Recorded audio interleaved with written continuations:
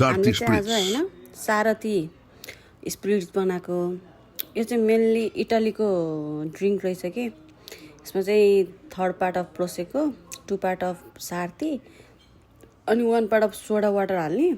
हल्का आइस हाल्ने बवाल दामी हुँदो रहेछ है एकदम मिठो लाग्यो यो समरको लागि चाहिँ यो ड्रिङ्क बेस्ट रहेछ हामी चाहिँ अघि आउँदा आउँदै बाटोबाट किनेर लिएर आएको थियौँ रेडी हुँदैछ सबभन्दा सुरुमा चाहिँ घले भाइले बनाउने रे चाख्ने हुँदैछ होइन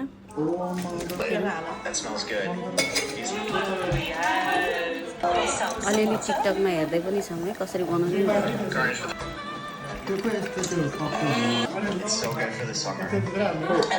लेमन नै हालेको लाएर घोल्यो होइन अब यस Sarti spritz. So yummy. सारथीसँग भयो त ह्याप्पी एनिभर्सरी